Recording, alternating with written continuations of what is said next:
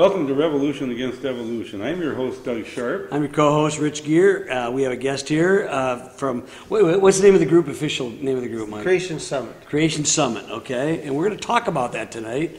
And Mike says we're going to ask him a lot of questions and he's going to answer them. I have a feeling he's going to be able to just go ahead and I didn't say I would have all the answers. Well, no, we didn't. I didn't want to put that words in your mouth. But anyway, we're pretty excited because we have a Creation Summit coming to Michigan State University here, coming up, what, Doug, November 1st, November 2nd? November 1st, and it's going to be at 10 o'clock at the Business College Complex on the MSU campus here at Michigan State University. And we appreciate what you're doing, Mike, because this is something that we haven't been able to pull off ourselves, getting a major conference at the university. We've been doing this TV show for 20 years now, yep. And but it's going to be a big event where we have 4 major speakers. I've met all these people and actually hosted 3 of them at the various conferences that we've had. Yeah, we've had Jerry on our show, and we've had Jerry Bergman is going to be one of the speakers. He's been on our TV show several times. Mm-hmm. Dr. John Sanford has been on our show once. Anyway, the thing before you get going, this is Mike Smith from Creation Summit. Is that the actual name of the group? Is Creation Summit? Creation Summit Incorporated, and the name of the event on the MSU campus is called Origin Summit. Okay, I thought it was different. Okay, and the reason we went with Origin Summit, it was suggested, and I agree, that the word origin is more palatable to the secular audience than the word creation. Yeah. Well, it's like a lot of political stuff, you know. Certain people really know how to get their bad ideas across, or their polemicists for bad publicity. They really know how to put a bad spin on a lot of things if they want to. It's kind of amazing how that works. But be that as it may, Origin Summit, and as Doug alluded to, we're going to have 4 speakers. You talked about 2 of them. Who are the other 2, Mike? You mentioned Dr. Sanford and Dr. Bergman. There's also Dr. Charles Jackson and Dr. Donald DeYoung. He's a physics and astronomy at Grace College in Winona Lake, Indiana. And he's also the president of the Creation Research Society. So he's written a lot of books on the discovery of design and different features of creatures, featured creatures. Featured creatures, yep. And how they show that different designs that God put into different forms of life are actually reproductions of each other, and evolutionists mistake this as being evidence for descent, but it's really evidence that the same programmer put together all the different characteristics in life for different, widely different organisms. You know, like for example, flight would have had to evolve 4 different times in order for evolution to explain it. But we have an explanation: is that God got it right, and He designed the creatures for flight based upon what what He made them for, and so. Right. The glib phrase is the evolutionist thinks it's common descent, and we believe it's common designer. Okay. Now, I've heard. We've also interviewed Charles Jackson. We interviewed him at the Akron Fossil Museum in Ohio, and we were able to get him one time there. You weren't there, Rich. But I remember you talking about that, yeah. And he's really a character. I really like Dr. Jackson. He really is a communicator with the young people. What's his specialty, Doug? Well, he's also a chemistry guy, I believe. Oh, that's what you would biology, but he's an educator is really what he is, and he does have a rapport with people. And, you know, I like to gather people like that around me because I'm not like that. I get rich here. I'm the color commentator. That's what. Now, Mike, let me ask you this question: How did you get involved with Creation Summit? How long have you've been with them? And what would you say your role is as far as how this whole thing goes on there? Yeah. Well, I've been asked that question a lot, and But for our audience who's never seen you, they would like I to can know. think of two things I believe the Lord used to spur me into this. And one, as a substitute school teacher for about 20 years, anytime I would get a science or a biology class, I would always check the textbook to see how they treated the subject of evolution. I knew it would be in there, but I wanted to see how they presented it. And more in recent years, I noticed they would present it as though it were an established fact and not a theory, which just infuriates me. In one textbook I read last year, they had one small section in there about creationism. It was under the heading of pseudoscience. This was in Oklahoma, right? Right. This was in Oklahoma. This is where Mike is from, right? Right. I'm from Oklahoma, and the other thing that motivated me in this direction was the Ben Stein movie, Expelled, came out. Well, that was a very good movie. Yes, it was, Yeah. and just to see that, more the evolutionists, they want to present it. I mean, the whole evolution creation controversy, they want to present it as though it was science versus religion. Of course, they're putting themselves under the heading of science, and it's not that. Now, they one reason they like to do that is because of the so-called separation of church and state issue. Mm-hmm.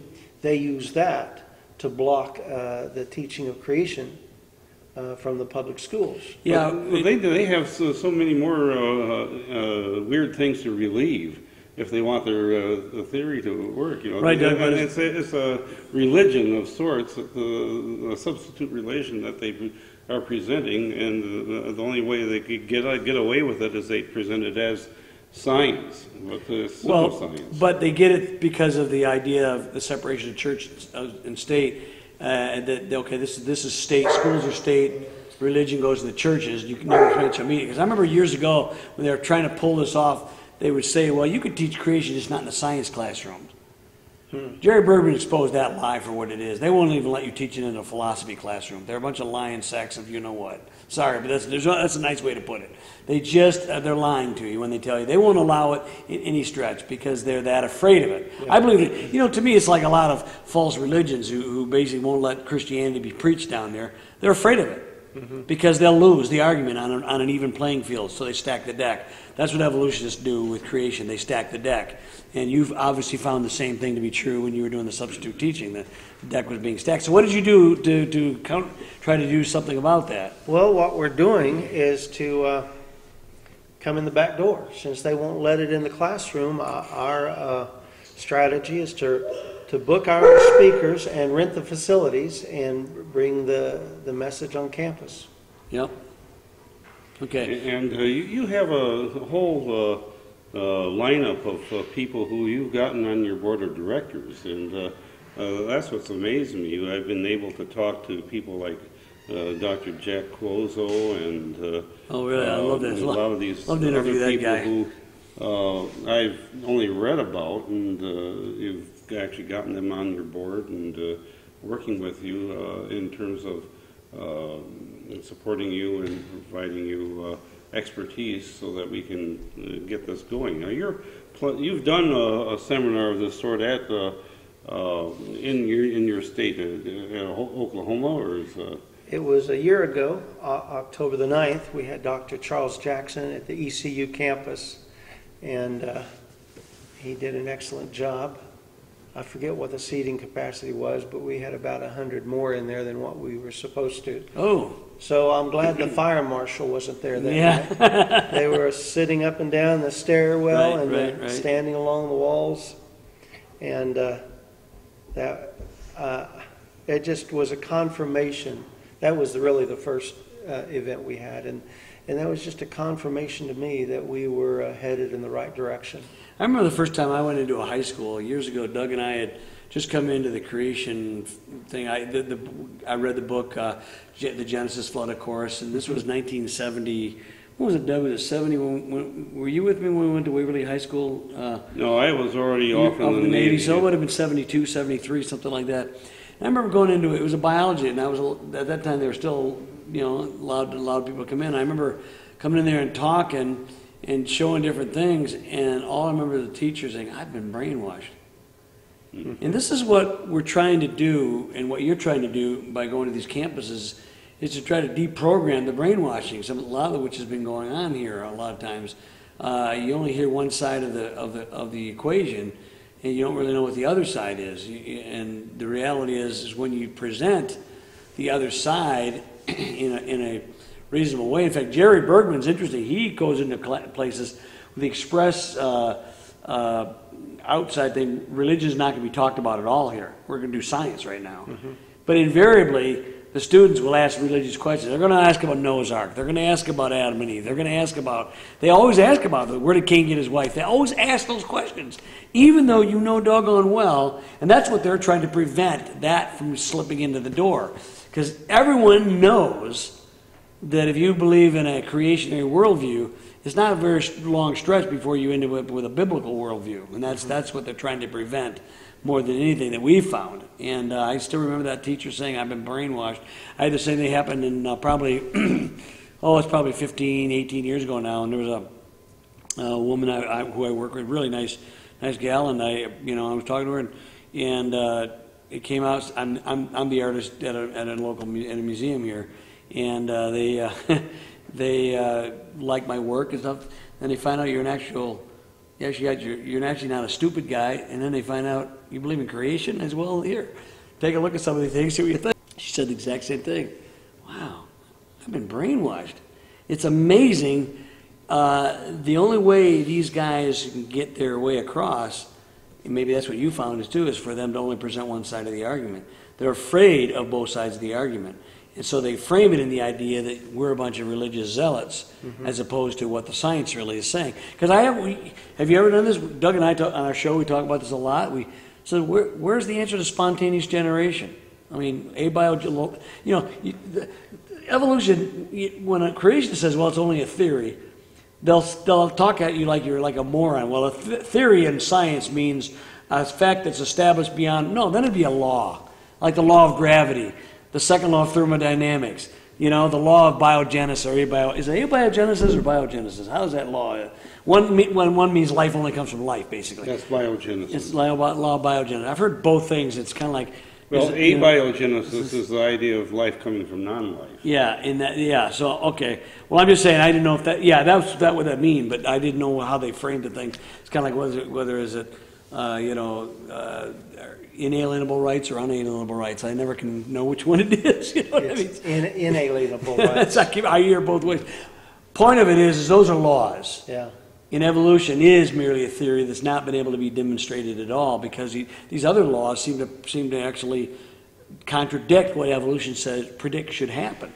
Well, let's talk about the seminar itself. Yeah, that's a good idea. Okay. And there's actually two different things that we're targeting with the seminar at Michigan State University, and that's two of MSU's pet projects.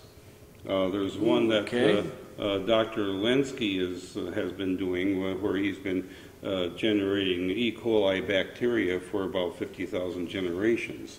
And what he's done with that is tried to prove that there is a form of evolution that's going on about that. And the second thing that will be targeted here is Dr. Pennock's AVITA program, which is a computer-generated evolution type of thing where they're trying to simulate how evolution works. And there is and Dr. Sanford's going to talk about this in depth, because he's the developer of a creationary program called Mendel's Accountant. And I remember working with Dr. Sanford. I went to the ICR for about a week out in San Diego, where they were doing the Gene Project, and they talked about this particular computer-generated simulation that they were doing with AVITA, and how it's based upon some false assumptions. And what he has done is taken all the parameters that and given evolution the benefit of the doubt every time, but it still doesn't work. It shows that that you're not you have an overload of unfavorable mutations that eventually has a time limit, and you just don't have enough time for evolution. So, Mike, what would you like to see happen yourself in this through this summit here? What would you like to see happen? I would like to see all the campus ministries rally behind us and participate, bringing their own groups, and also their groups bringing as many of their friends. Yeah. And like to see the place filled to capacity. The mission statement of Creation Summit is to reinforce the faith of Christian students and to persuade the unbeliever by presenting the creation evidence. I'm sure you've heard the statistic. There's been 2 or 3 polls taken, and depending on which poll you're reading, it shows that anywhere from 65 to 75% of the kids who are raised in a Christian home and brought to church on a regular basis, they drop out once they graduate from high school. And I believe a lot of that is because they come onto the university campus and they get under an agnostic professor that just attacks their faith day after day. And they need to know that there's science that supports what we believe. And I remember it was because of a professor here at Michigan State University who helped me out with this, because I was struggling with it when I came on campus. And I remember when I was much younger that the idea of life forming by chance just seemed preposterous to me. It's sort of like somebody described it to me like taking a jigsaw puzzle and dumping it out on the table and expecting it to all fall together. That's a good idea, a good way to demonstrate the odds of that. But of course, Doug, even with a jigsaw puzzle, you start with an actual design plan to start with. With evolution, you don't even have that. It's just a bunch of happenstance. But anyway, Dr. John Moore was my professor, and he was the managing editor for the Creation Research Society. And I appreciate that he was around when I was struggling through that, because then I could actually research these answers for myself. And so I've been a member of the Creation Research Society ever since. I have an entire collection of the quarterlies from all that time. So yeah, you're only missing a couple, aren't you, Doug? You got almost all of them. I think I got a full set. Do you have a full set from 1971, or when was it? One time when I went out to the Van Andel Creation Research Center, they told me they were trying to get rid of all their back issues. I said, load me up. And so I got all the back issues that I didn't have. And well, Doug, do you want to grab that card? There's a little blurb here, and these are questions that the audience, we'll put this on the screen, but some of the questions they're going to address here: did dinosaurs really die out 65 million years ago? Did bacteria really turn into brine and brook? Okay. Did the universe really create itself? Can chemicals really come alive, or can they become self-replicating? So those are that's sort of the little blurbs on this Creation Summit, November 1st, 2014. Come and hear the evidence systematically censored from your education. And that's really that's quite a statement there. But it is systematically censored, isn't it? Mm-hmm. Yeah. To have a fair debate, both sides need to have equal time. And the evolutionists have effectively silenced the opponent through the separation of church and state. Speaking of debate, are we going to have one? Well, as you know, Dr. Robert Pennock has been challenged to debate Charles Jackson, Dr. Jackson. And he has been challenged repeatedly through a certified mail last March. And then Bruce Malone called him a few weeks ago and wasn't able to reach him, but he left a message on his answering machine and repeated the challenge, and neither of us have heard from Dr. Pennock. Yeah, in It recent wouldn't years, surprise me. evolutionists have been running scared, which indicates, again, the only way they can get their point to be accepted is to present one side. They cannot do a fair and equal debate. They're like anything that's false generally has to stack the deck. And that ought to give you some warning out there, audience. When you got to stack the deck, that means they're running in fear. And it's just, or they're ignorant. Maybe, if they have something we don't know about, great, but they've never been able to show it. Every time an evolutionist has been challenged and actually accepted it, they've gotten waxed. They've never really, the only time they ever have any modicum of success is when they use ad hominem, when they attack the person rather than the arguments. They have an appearance of being on the upper hand. But it's only when they attack the person, not the argument, that they ever seem to have any kind of, quote, victory. Anytime the arguments are dealt with, they lose. Evolutionists have lost every time. If you want to actually hear the evidence that Dr. Charles Jackson has concerning the Dr.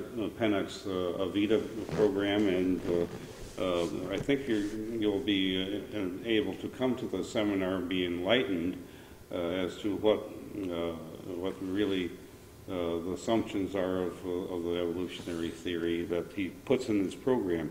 And so the fact that you have to use a computer to generate the simulation and maybe claim that it wasn't by any sort of intelligent design that it came about. What are you trying to say? The scientist is an idiot? Yeah, or he's got no intelligence? It's like what I have on one of our posters. Is your brain a product of intelligent design? Answer that for me. Yeah. So you've been doing this for how long? We turned 2 years old on October the 1st. So a fairly new organization in that Right. regard. You are you still teaching at all now in the school, or are you done Yes. with that? You still are doing some of that, okay? Yes. And all right, so I didn't know if you had retired from that and doing this full time, or how this is working.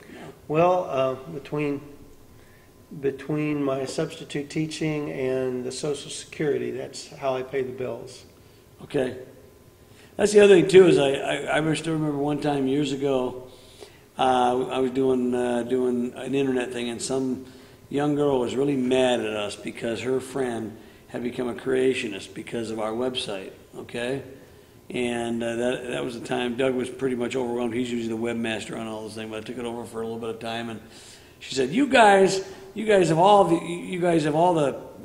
this information out there that's all this false stuff, and you're presenting all that." I says, hold on a minute here. And she said, okay. And they said, my dad's a minister, and he never made me believe, never talked about creation like that stuff. And I'm an evolutionist now. And I said, well, that shows you how good his teaching was. I said, that, first of all, I said, but not to try to slam your dad, but I says, look, I said, you talk about us having all the resources. I said, we don't have National Geographic. We don't have the education system stacked against us. We don't have the government systems giving all the grants to evolutionists. We do not have national broadcasting systems all promoting evolutionary ideas. We do have prolific writers, and we do have groups and organizations, but they generally fly by the seat of their pants because they have very few resources and usually comes out of their own pocket. So tell me how the deck is stacked in our favor. Yeah, she never replied. It's like our organization, Rich. We're self-funded. Yeah, pretty much.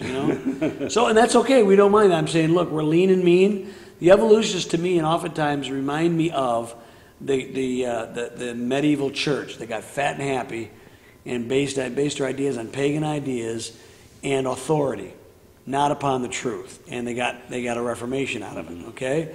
And the evolution reminds me of that too. They're basing their idea. We are the authority. We are the scientists. We are the new high priests of knowledge. Therefore, you must listen to us. And these other guys, it's like Wizard of Oz. Pay no attention to that man behind the curtain. Because if we do, we're going to find out that man. We're going to find he's an emperor with no clothes. That's what we're going to find out. And that's what's going on. That's what this summit is about, right, Mike? Yes, it is. I wanted to mention to the viewers before I forget. To find out all the details about the conference, just go to originsummit.com, and you can read all the details about each of our speakers, their credentials, and the topics they'll be speaking on. We have an iPad for a door prize, And I think we'll have a few other door prizes as well that will be giving away during the conference. And, Oh, that's nice, yeah. and so I think that if you come to and listen to the conference and participate, it'll be well worth your while to at least hear this alternative to what you normally get taught in the science classrooms at MSU. Yeah, I mean, look, many of you went out and heard Dawkins speak at Michigan State a couple years back, and I don't know how long was it, 4 or 5 years ago when he was on campus? I think so. And I went out there and listened to him, and it was interesting. It was quite a stacked deck, the audience there, and he basically tried to show me why an airplane wing was designed and why a bird's wing wasn't. And if you cut through all the obfuscation, all the weird things, I go, that's the dumbest thing I've ever heard of. Okay, but and many people that came independent of me, but someone with me, and they were pretty much intimidated to go there. I said, no, just hear what he has to say. When we got out of there, they go, that doesn't make any sense at all. And it just the way he presented it. I mean, except for a bunch of people up there who were sycophants for the evolutionary lobby, the argument had no substance whatsoever. I think you're going to find there's a lot of substance in this seminar here. I'm pretty excited. Richard about Dawkins was scheduled to debate Dr. Jerry Bergman. And, Really? yeah, Oh, that would have been something. It was set, but then almost as an afterthought, Dawkins asked Bergman to send him a copy of his resume. And so Dr. Bergman did, and as soon as Dawkins received the resume, he canceled the debate. Oh, when he saw they had like 9 postgraduate degrees and Yeah. 2 PhDs, yeah. But he actually knew what he was talking about. Yeah. Well, we hope that you join us on MSU on November 1st. It starts at 10 o'clock, and we hope you enjoyed our time interviewing Mike Smith from Creation Summit on Revolution Against Evolution. We'll see you next time. Yep.